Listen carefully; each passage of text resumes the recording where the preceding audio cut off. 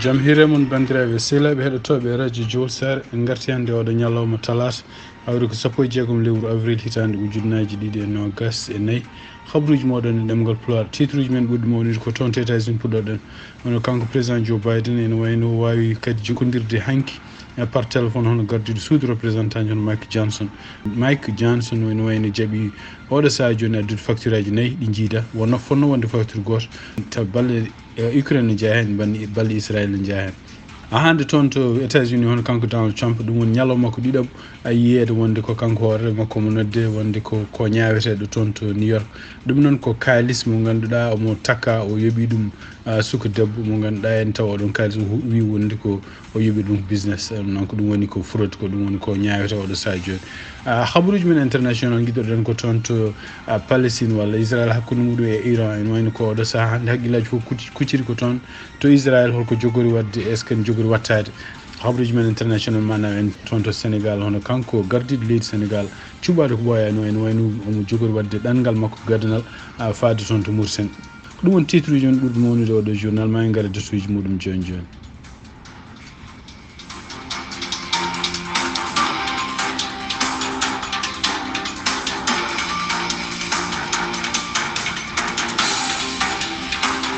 bandiraɓe sehlaɓe heɗotoɓe radio Diol Sare jaam hiire mon ko hande siftino noon hande ko talata hawri ko 16 lewru avril hitande ujunnaji 2024 habruji meɗen toon to Maison Blanche hono kanko président Joe Biden o heeɓi noddango muyingo toon to Mike Johnson kañum woni gardiɗo suudu représentant ji ɗum noon en wayno ko Mike Johnson ko caggal kadi nde interɓinno nde yano toon to Florida wawde jokkodirde Donald Trump ɗum noon mataw ko ƴewde peeje pour holko foti wadde ko fati ɗiɗo facture aji padɗi ɗum siftini ɗon tan ko facture goto ne wotono en toon to Sénat taw facture on waɗi ken woni 95 billion dollar eno jeeya hen balle patuɗo e Ukraine ɗen balle noon en wayno ko ɓuuri hewde républicain surtout en banggue conservateur uji ko wayno Marjorie Taylor en mbi wonde ko kanko Mike Johnson so tawi tan o artiri oɗon facture koɓe yaltinoɓemo ɓe ɓeydima haare oɗo saha joni sibabude kanko Mike Johnson o noddi hanki Joe Biden o wi ɗum wonde komo jogui facture aji 4 facture aji hen facture ko fatuɗo Ukraine goɗɗo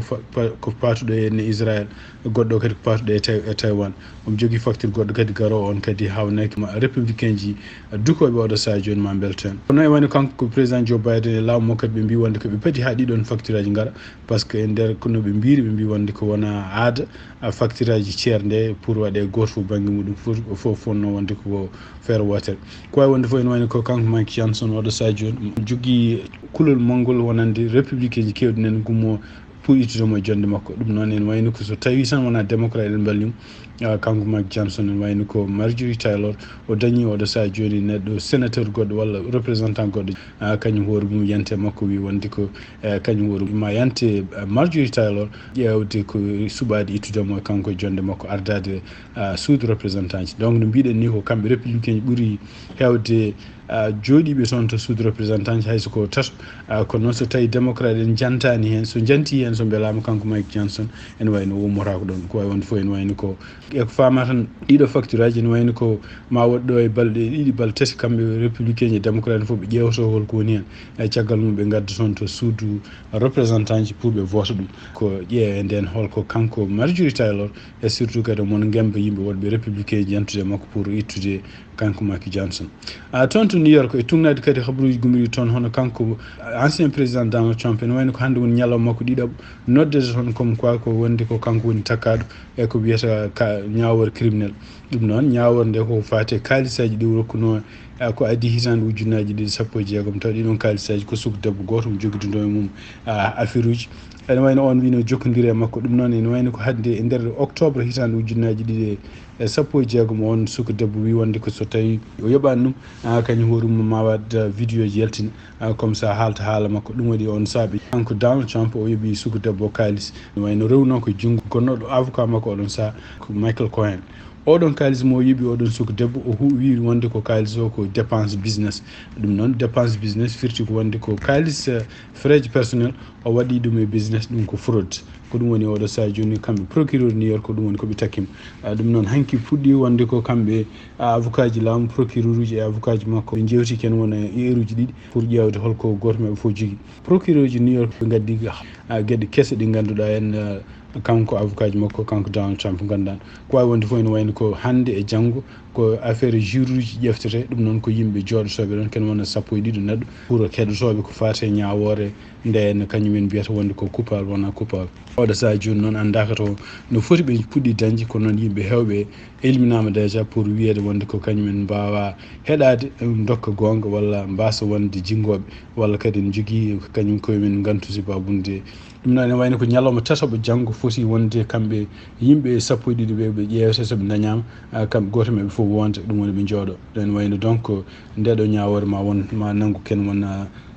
jonte jeegom ɗum noon tugnade kadi e habaruji gumri toon kanko Donald Trump o woytima o wi wonde ko juge gonɗo toon o ne wayno salima taw e graduation ɓiihu jogorɗo wadde ñande 13 lewru avril kono noon e wayno ɗum ɗo fof ko haalluji par ce que oɗon juge o haalani ka ɗum haalata o habaruji men international guiderɗen ko toon Israël hakkude mum ɓe Iran ene wayno ko hakkude samedi e dimanche no kamɓe Iran ɓe mbawi no werlade kene ɓuura 3 missile ɗum noon e wonde drone aji ɗum noon ko toɓɓude à partir de leydi mabɓe à partir du Liban et à partir de Syrie werlade ɗum toon to Israël ɗum ɗon noon waɗino kawisa mawɗo wonande États-Unis wonande surtout en Israël saabu ɗiɗo missile aji kewi no fewi kadi won hen jettiɗi guure ɗo ganduɗa en ɓe ɗaminnoki Iran ne jogui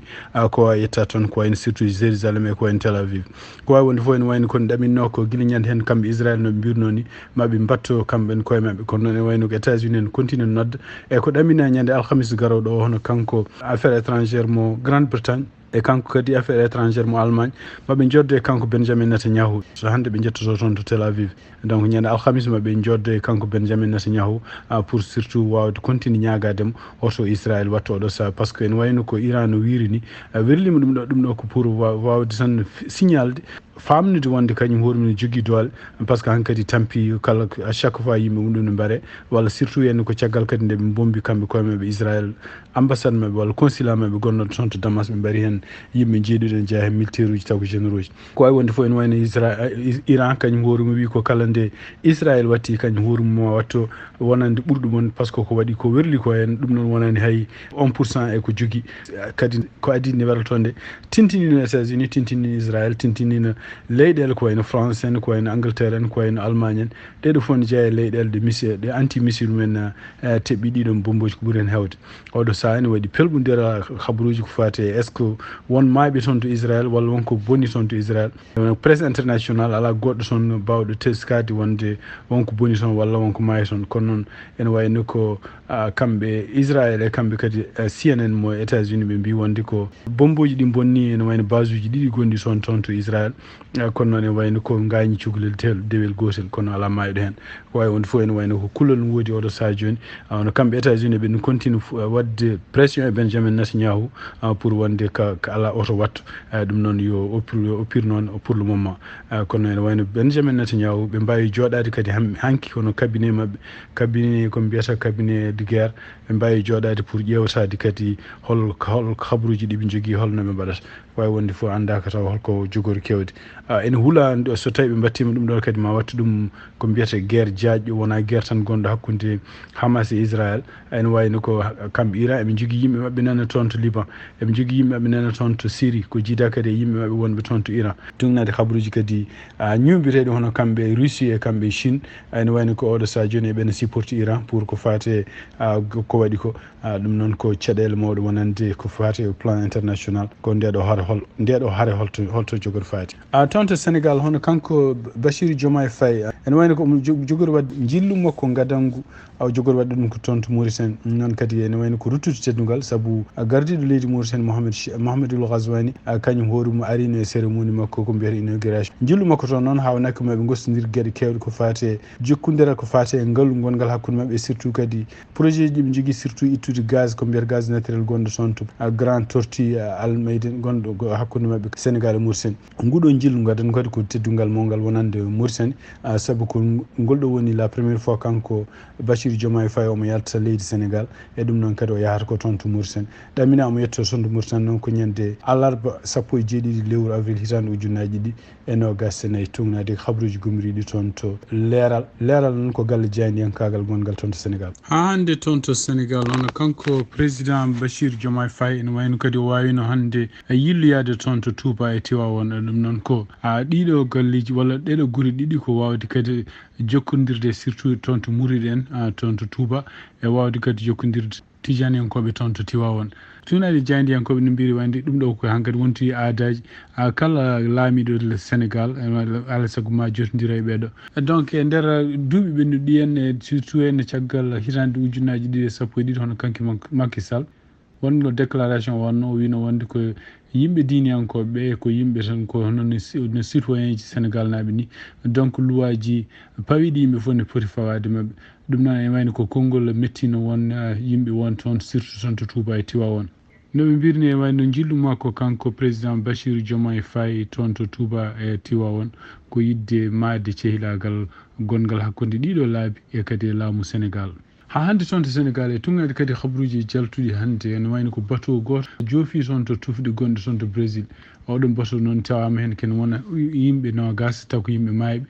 taw déjà ko ɓalli ɗi puɗɗiɗi bonde ɗum ɗo fof kadi ko yimɓe jeeyaɓe hawnaki ko yimɓe contesnoɓe ken wona 1.5 neɗɗo ɗanninoɗo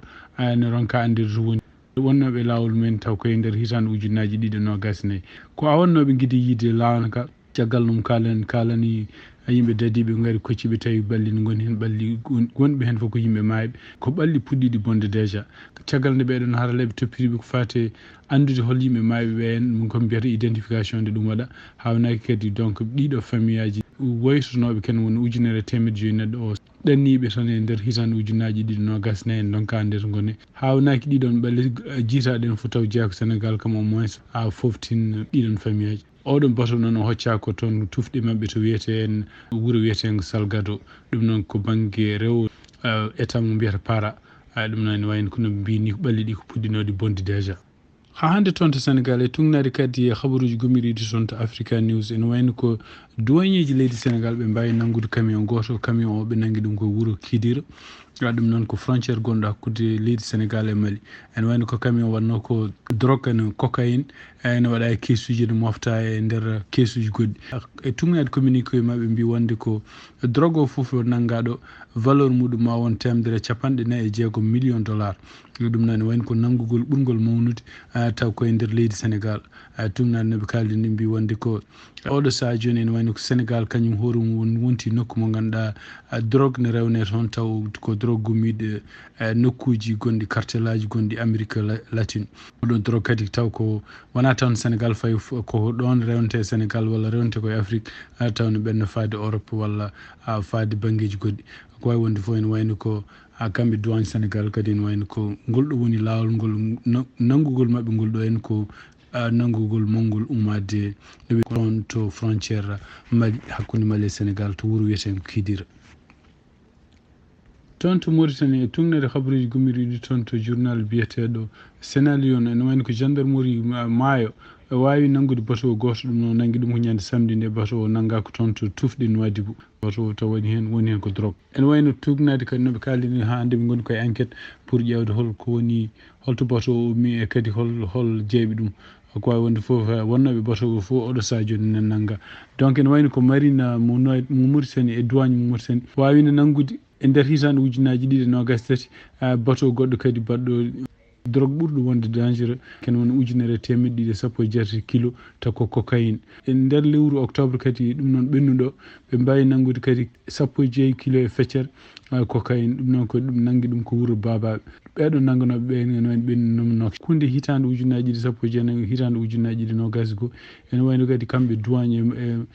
gendarmerie mo Mauritanie ɓe mbawi nanggude kadi kan won 17 e feccere cocaïne taw cocaïne ummi ko Afrique de l'Ouest tugnade kadi habaruji gonɗi toon ene wayno ko ñande foof ko nanguete ko nene ɓeydo hewde toon to maaje walla toon to frontiére uji Mauritanie e hakkude mum e leyɗele goɗɗe hande toon to Mauritanie élection ngaji payade hitande ujunnaji ɗiɗi nogas nayyi ɗum noon ko mois de juin ene wayno ko yimɓe wonɓe caggal leydi surtout en ko wayno ko wiyete diaspora nene puɗɗoto wullitade oɗo saaha joni ene wayno toon to Belgique tugnade kadi konngol makko kanko Cheikh Ly ɓe puɗɗima wullitade wiide oɗo saaha joni eɓe poti dañde bureau toon taw koye pays ji gonɗi to mbiyata Benelux ɗum noon noɓe gullitiri ni mbi wonde ko par exemple ko wayno Belgique il faut ɓe gummo toon ɓe jaaha toon ha toon to France pour wawde kala kayitaji ko fati Mauritanie noon mbi wonde leyɗele ko wayno Belgique ko wayno Netherlands ko wayno Luxembourg ngala nokku représentation Mauritanie gonɗo toon ene jeeya hen kadi yimɓe wonɓe toon to Suède e Finlande ko noɓe mbiri ni bureau ji ne poti waɗe toon ko bureau de vote ɗum kadi ko ɗen même caɗele goni ɗo e États-Unis kadi ne wayno ko ambassade woni tan ko toon to Washington donc ne wayno ko jiita tan États-Unis Canada kañum hoore mum ma ummo toon to Canada yaha toon to Washington pour ko fati wotoji ɗum noon woteji ɓennuɗi ɗo ɗi e nder hitande ujunnaji ɗiɗi e nogas e tati ene wayno kam dañanoma kam au moins bureau ji guddita ko wayno ɗo e Cincinnati e New York anda ko noon woteji garoji holno jogori wade ɗum noon ko hunde nde ganduɗa laamu ngu hawnaki ne foti wattude hen haqqille pour ƴeewa beela citoyen ji Mauritanie mbawi wonde foof ne mbawa wadde droit ji men civique bandiraɓe sehilaɓe heɗotoɓe radio Jowol Sare ko ɗi habaruji min jogon noon hannde e ɗemgal Pulaar a sifti noon tan hannde ko talata hawri ko 16 lewru avril hitande ujunnaji ɗiɗi e nogas e nayyi yen mbaale jaam ha janggo kadi so tawi Allah jaaɓi on jarama.